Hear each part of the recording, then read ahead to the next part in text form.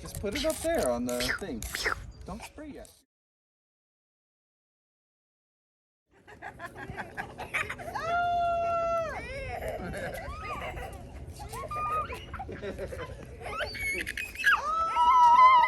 Don't get me!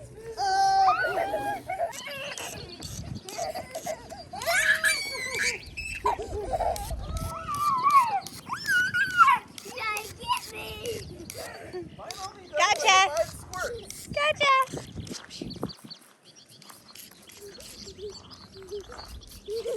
Everybody's gone!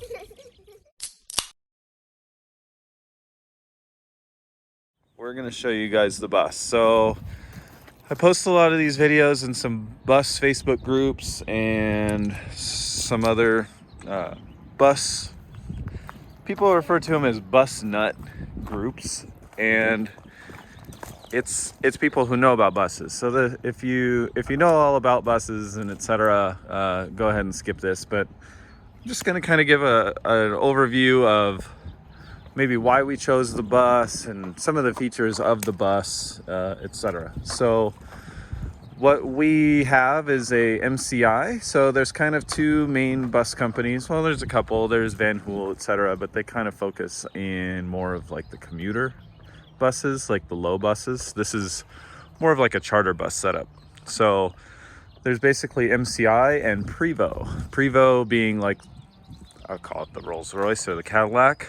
And then next in line is MCI. So MCI starts off its life as just a chassis, and then they'll finish it off as a charter, or they'll sell it off to a conversion company, a professional conversion company, and they'll add slides, etc. to it and turn it into an actual coach and window block offs, etc. So at least that's how I understand it.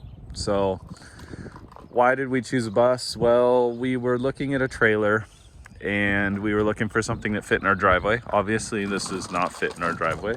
So we were looking at a trailer, and with coronavirus and everybody actually being out and camping, which is great, we were looking at about a 3 to 6 month lead time with a full purchase. So the dealership, the way it was explained to us, gets an allotment of new builds and they're gonna sell, right? We're not talking about down payment. We're basically, it would be a full purchase, sight unseen, etc. So we opted not to go down that route. It was just kind of a little too weird for us. I kind of looked into other avenues and kind of stumbled upon the bus stuff. Now, this is a charter bus. It's pre any DPF filters, etc. And so we live in the state of California, which has some of the highest strict smog regulations, etc. These cannot run commercially anymore. The state of California will not register them. So as far as in California, this bus cannot operate. However, as a private owned vehicle, we can do a conversion on it, which includes a kitchen, a toilet, and a bed, basically. And then you do an inspection, and the registration, the type changes from commercial bus to what California refers to as a house, I think it's a house vehicle or a house car. So because we're over 40 feet, we get changed to a house car and not an RV. But it's basically the same thing. So the MCI bus, one of the biggest pluses for me is these buses are designed to go 1,000,000 miles, if not more. The bus is designed to be driven. It has a 190 something gallon tank. It'll go across the US, and that's what it's meant to do. It's meant to be driven. There's a fellow YouTuber, Ivan, he made a video about buses and what to expect and what to do with your first bus and steps, etc. These things like to be driven. So I've been starting it every weekend we come out here, but we really need to go on a quick drive, get seals turning, get things warmed up, etc. So next part about the MCI bus is, what is it? We have an aluminum body over full tubed stainless steel chassis. A typical RV, etc., you're worried about rust, you're worried about water. This is stainless steel. we don't have to worry about rust, and it's extremely strong and durable. And yeah, so as far as the longevity of the bus, it's going to be great. Next thing is, so we've got some pretty new tires here. These are Pirelli tires. We have a lot of tread left on those guys. So normally the bus is operated on air. So we have a little door here, and this opens and closes the door, as well as raises and lowers the front end of the bus. So let me go ahead and open the door here. So a little backstory on how we actually acquired the coach. Found it on Facebook Marketplace. A wife and husband originally purchased it. I believe they worked at a RV company out in Bakersfield, and they owned it for supposedly a day. This is a story that she told me. They owned it for a day, and unfortunately he passed away shortly after in a pretty tragic accident. Daddy. She was left with the bus, and I was able to get a hold of her, and we purchased it from her. So their dream was to change it to an RV as well. So when they owned it, they ripped out about 3/4 of the seats and kind of did us a big favor. It's a lot of work. Took them out of the windows, etc. So they were sitting in their driveway, and it kind of lucked out for me because I didn't really have to deal with the seats. That's kind of a hassle when you got one of these things, is what do you do with everything? So we purchased the bus, drove it home, did a little bit of the gut process, which you saw in our first couple videos there, and then we brought it out here to her mom's house, where we're going to complete the conversion, and then it'll be stored elsewhere. So one of the good features about a bus, so these are the storage bays. They're kind of full with all of our renovation stuff right now. So these guys are about 5 feet wide and almost 4 feet tall. They're huge. We can fit 4x8 sheets of plywood in here, no problem. We do have some gear inside of here that we have to be aware of, but we don't really need it to be accessible that much. These are this to be super accessible, but we're not going to cover it up with anything permanent. Kind of goes forward a foot there. So this big black box right here, this is part of the entertainment system of the coach. So the coach originally came with TVs and speakers and all kinds of stuff. This actually is a giant subwoofer, so I'm kind of on the fence on whether or not I want to take that out. I think it'd be cool to leave. There's another one on the other side of the bus, a little further back. So I've kind of left it there for now, but it might be going away, it might be staying. I'm not really sure right now. So these are held in place. They have little latches that grab on, so you don't have to worry about it coming down on your head. Again, we got this is all of our foam insulation. These first 2 bays, we're going to hopefully be able to keep those as storage, and that's going to be a ton of storage. Like, we could probably fit our Mini Cooper under there, to be honest, if we didn't have this framing in the way. This 3rd bay here is a little bit smaller, and we are going to be using this for the tanks and mechanical side of it. A little bit less room in here with that little 45-degree there for the ventilation system. Also, the fuel tank is back in behind there. We also have this box here that we cannot get rid of. So this is these are called a multiplex system. So this bus, as it was explained by Jay Wang, he's a operator in Peoria for Peoria Charter. He does a great video, we'll link it in the description, talking about the history of MCI Coach and how they came to be. So we have a 102 EL3, and so what we benefit from, or maybe in some eyes don't benefit from, is we have full air suspension, electronically controlled. The bus will auto level itself. I can raise and lower it on a button, etc. Some people view that as a downfall, that it's complex and difficult to troubleshoot. I was lucky enough, I got the software and I have the interface on order, so that should be coming soon.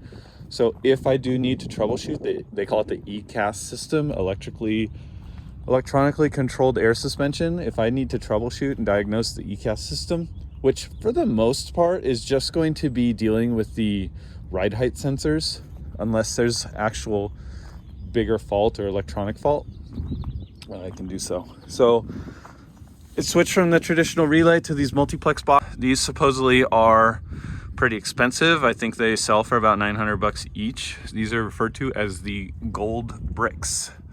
So these are the relay modules of the bus, and this is what controls everything in the bus. So close that back up. In our previous video, that's where we explained. There's our drain for our shower. Next we have our fuel fill. So this bus does have a fuel fill. Again, it's 192 gallons. The fuel fill is on each side, which is nice. We have this door here. So MCI buses, they all have this. This is the battery pull. So that disengages and engages the battery. And then this door opens.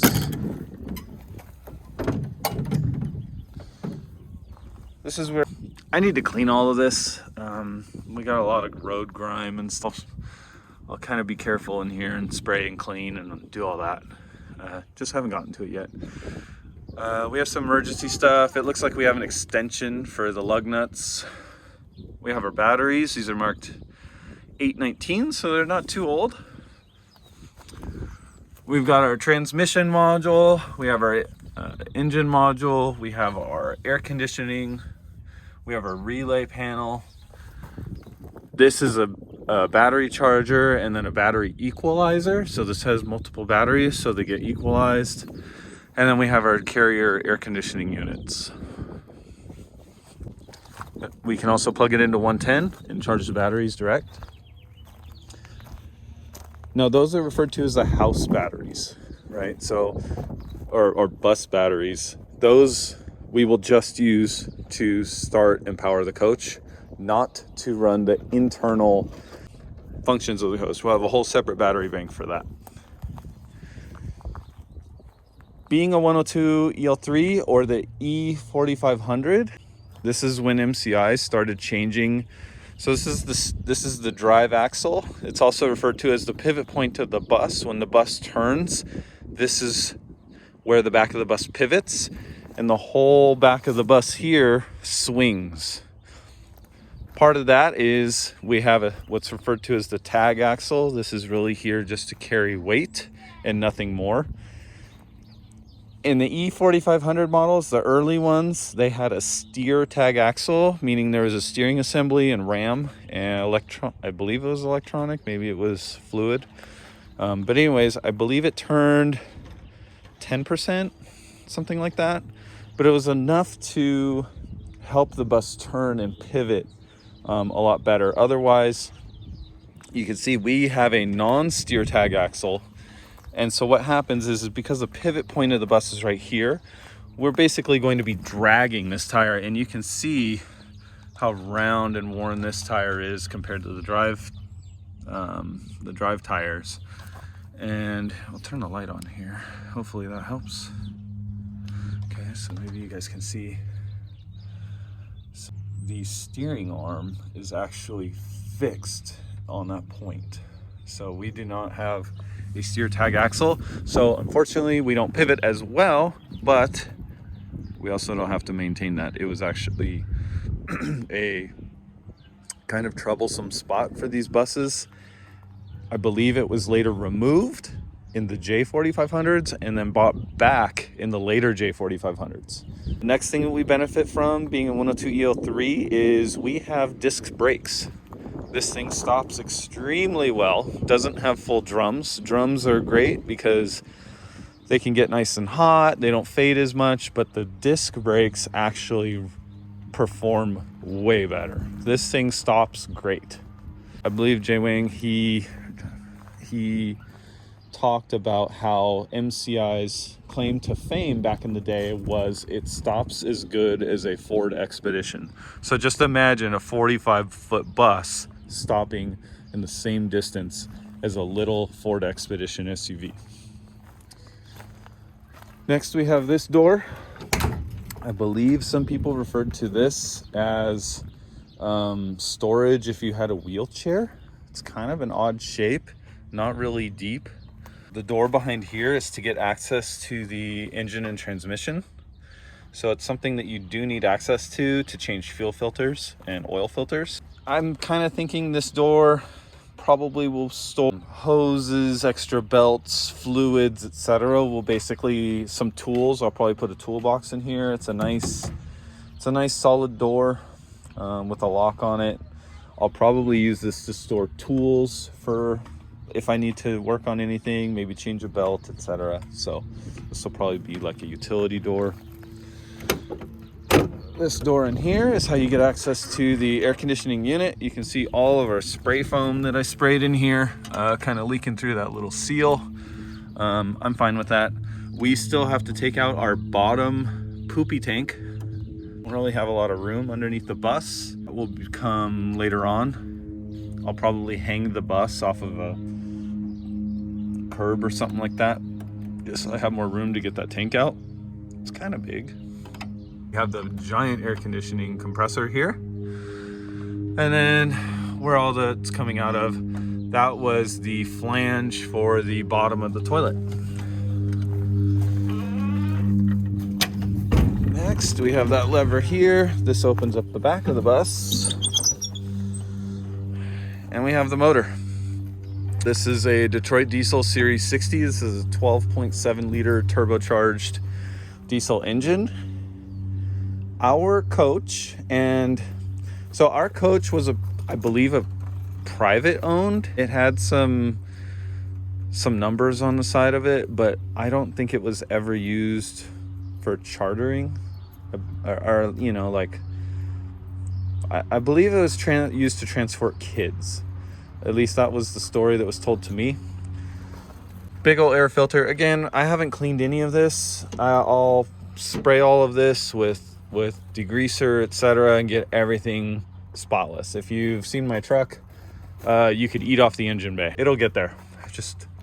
We're working on getting it converted at this point. So we've got some stuff here left over. I'll make a plate for this that will just block that off. I have to block off this hole. This is going to be going into our closet. We've got some miscellaneous holes here left over from the toilet. To get a cap for this. This is the air cleaner. So this is the intake.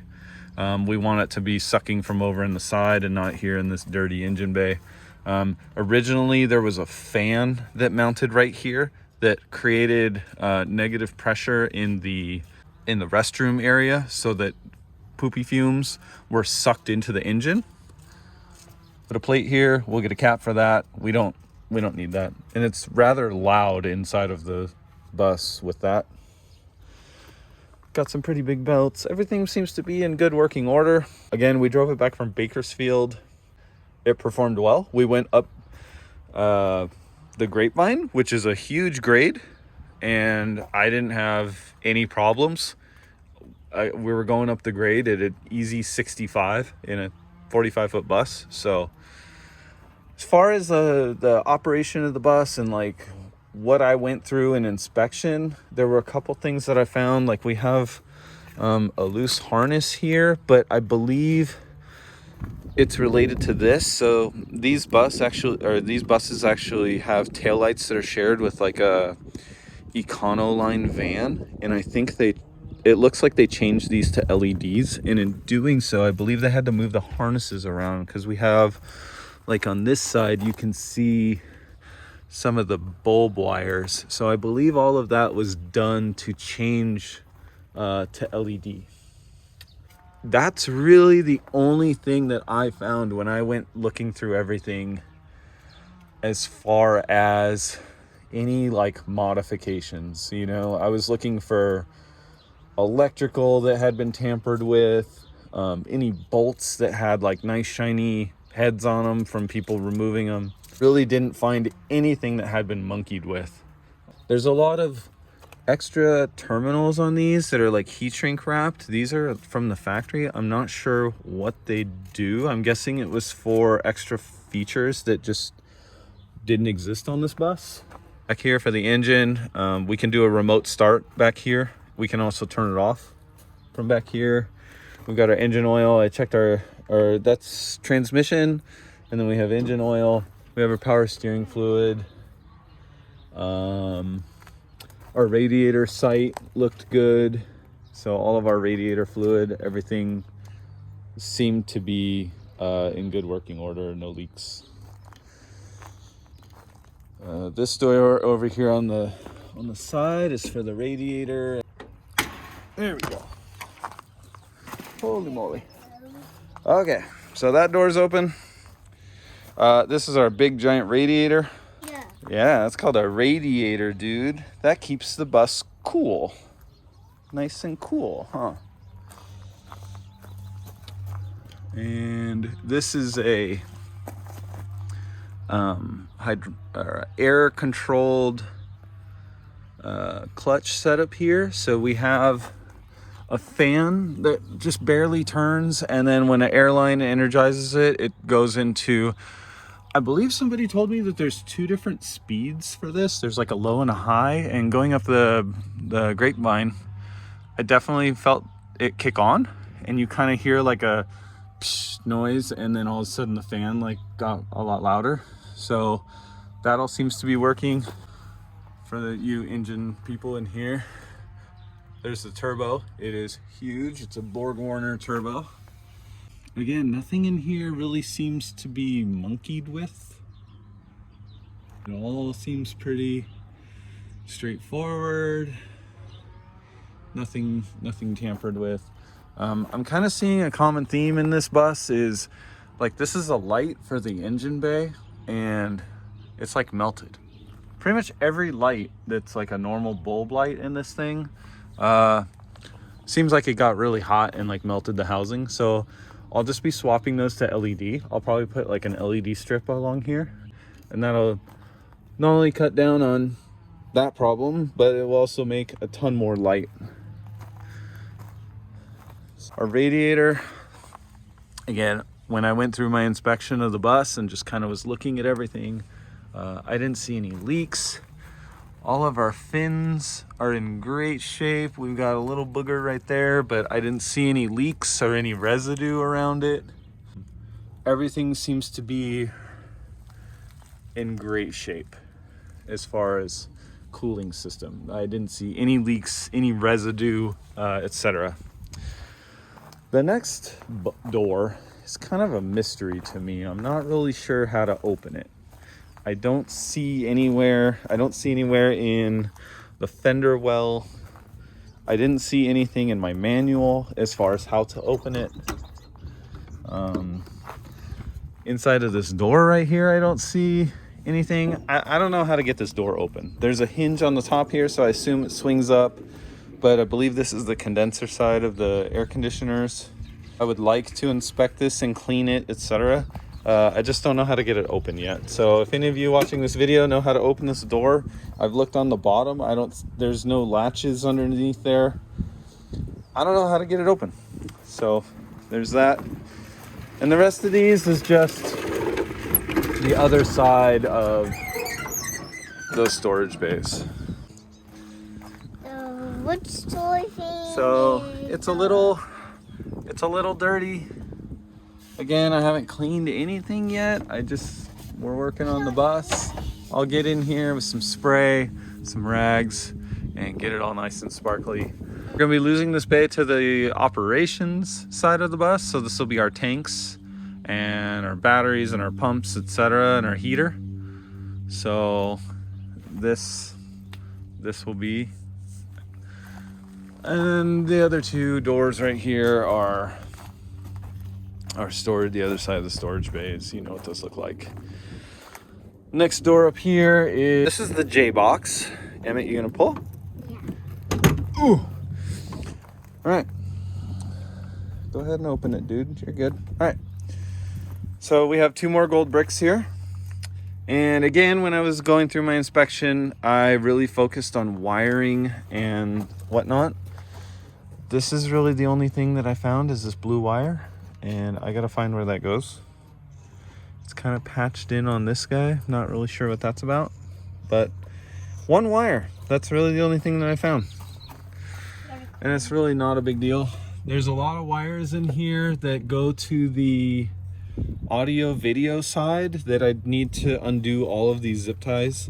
What I think happens is MCI builds the bus, then they send it off to a third-party company who installs all the audio video, because to me it seemed like all of that stuff was added after the fact. It was very like patched on. There's zip ties that don't look like the original MCI zip ties. They don't match. So we don't have any of that stuff, so I'd like to pull all of those harnesses all the way back and get rid of them. Again, I think it's like all these gray wires that run down in here and go across. I believe they go over to like the radio. So I don't want to disturb the original wiring, but I want to get rid of that stuff. So I'll probably be cutting it and just pulling it slowly out of there. So we have a regular horn, electric horn, and then we also have our air horns. We have our utility ports for towing, so we can also fill the bus here. We can hook up our tow brakes and our tow supply, so if we're being towed, the tow truck would put into the supply and be able to run the brakes of the bus off of this brake port. We have our power steering. There are some ginormous brackets around the steering and the front frame section. We have our windshield washer, sprayer, and then I'll pull this here. That should be open. That's our front door. This right here is our Wabco ECAS system. So that's the air suspension of the bus module. Next, this should be open. This is our spare tire. So our spare tire's in there, and it looks, there's like a little handle that you can grab it with. It's a spare, yay. I originally was thinking about possibly putting the generator in here. I know some people have expressed concerns about something about the spare tire is part of the crash support.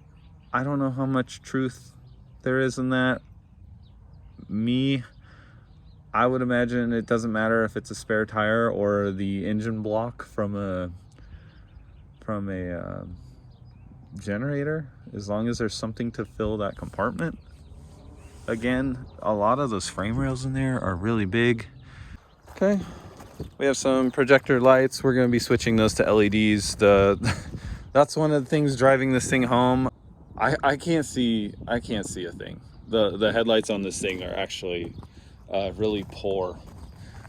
There's something somebody mentioned that those headlights actually come from like a specific year of, I think it was like a Crown Vic or something like that. Cracks in them, etc. But maybe there's a updated model that has a real projector housing. I didn't see like a typical projector cutoff, like a line if we were to go with like LED. So yeah, unfortunately I'd be blinding people, but I need to see. The air door, so we're gonna recover this. We'll keep the handle. The handle's good. We'll be going through all of this. I'll be replacing the door seal around here. It looks like this got hit with stuff, maybe somebody's bag or something like that, but this took some abuse. Solenoids in here, these are all for the air door, so open and close. I have this big ram right here. So actually, funny story, so there's a valve down in here that's like a manual override for the door, so if you ever get in an accident or something like that, you would basically push that in and it dumps all air pressure in the front tank so that you can manually operate the door. That was pushed in. I didn't even know that that existed. And so when I drove the bus home for the first time, the ram, there's a ram here, and you can kind of see there's a ram up there, and that pushes on these little plates right here in this little roller, and like it really sucks the door in. It makes a nice tight seal. But I didn't know that any of that worked, or what it was when I drove it home. So my first ride home, I drove it home all the way from Bakersfield, basically with the front door open. So that was fun, because I was like, why is this thing so noisy? I didn't know, and just driving it around, or I was just taking everything in. I didn't know that the original owner hit that little thing and was making that work. All of these are all kind of bus functions. So we have a Allison B500 transmission, so it's electronically shifted. You start in neutral, you push drive, and then you use these buttons here to manually set gears. I believe this is a window heater. We have our emergency air brake. I believe this is an override, so you push and hold if something were to fail. You push and hold that so you can emergency move the bus, basically to get you off the road. We have our window switches here for the shades. So there's one on each side, and then there's one on top. We're going to be removing the top one. It's kind of, if you kind of see, it's kind of pointless. We'll get rid of the mirror too. I don't really care about the mirror. We'll be getting rid of the top one. We'll keep the bottom ones, but we're going to try and redo the material on them just because it looks kind of old. Window tint that top section, or maybe even just vinyl it. Just put a big vinyl like wrap sticker over it. I don't need it, and I don't think anybody else sitting in the bus is going to care. But just having this big shade here just kind of makes it look bulky up in front.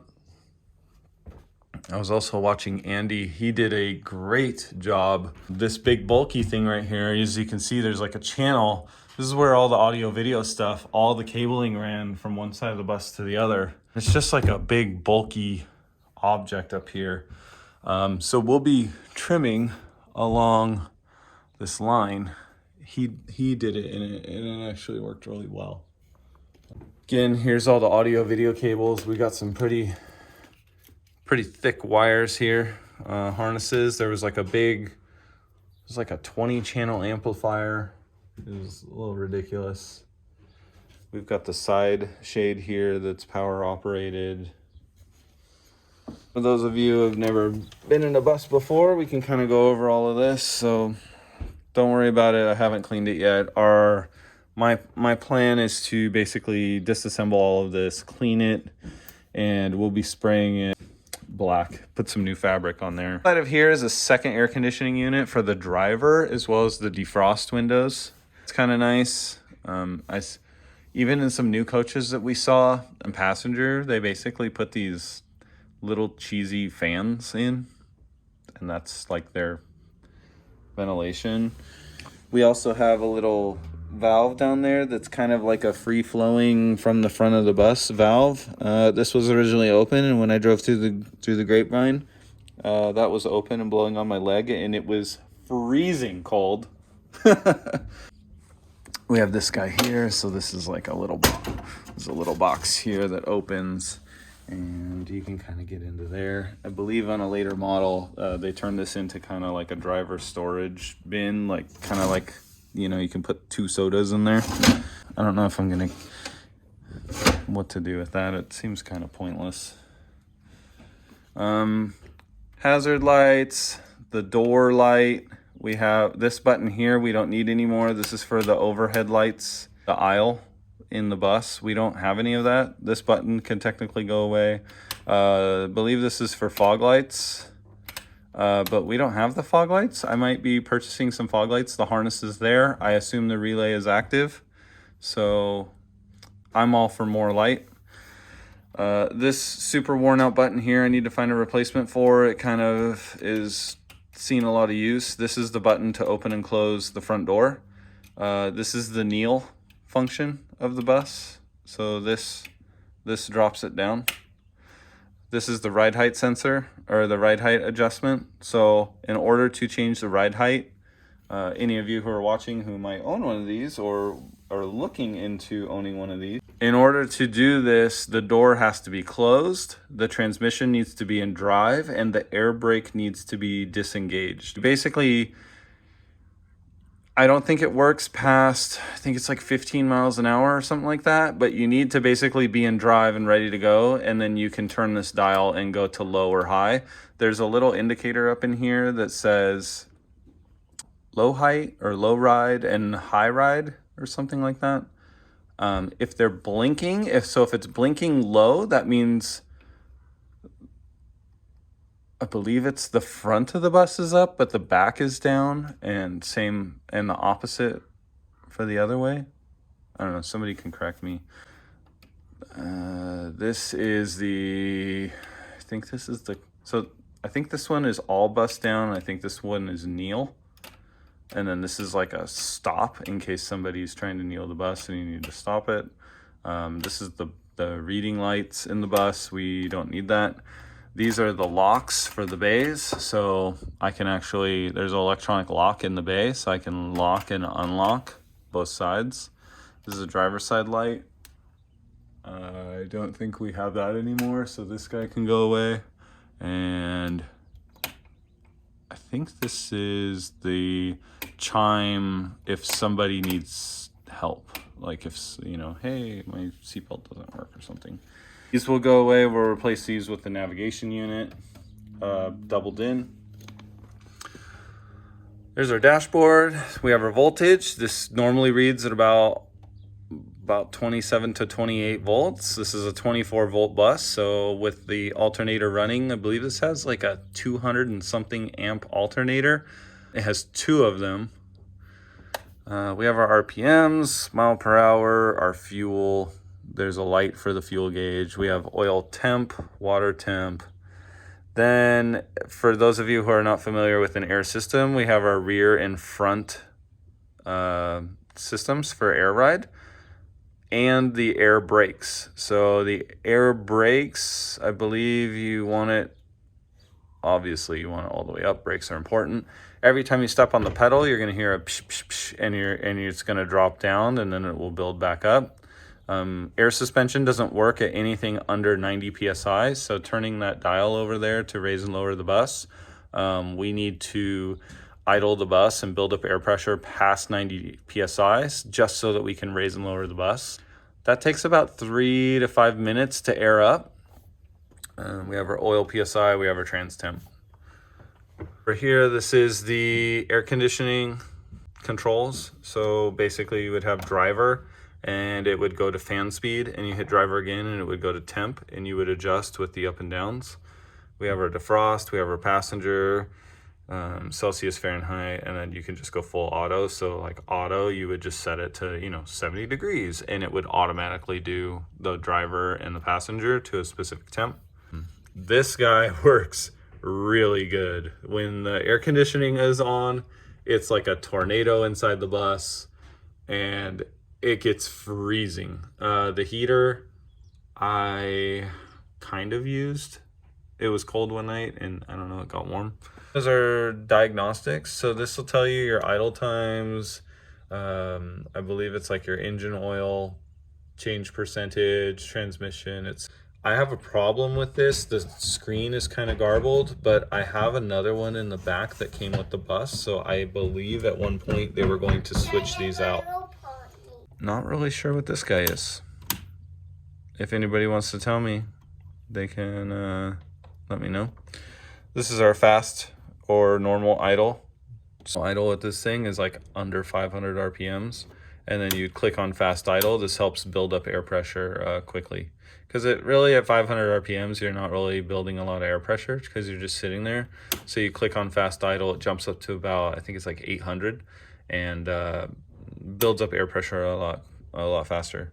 If there's ever a engine fault, the coach will not run. But if you push this override button, and I believe you have to hold it the entire time, This will allow you to run the engine. So if something's hurt or something's broken, and it tells you, you know, hey, there's a fault, I'm going to turn off, or you have an electronic fault or something, or a sensor, or whatever, and the computer is protecting the motor, if you need to get off the freeway, you're going to hold the override and you're going to be able to start the bus.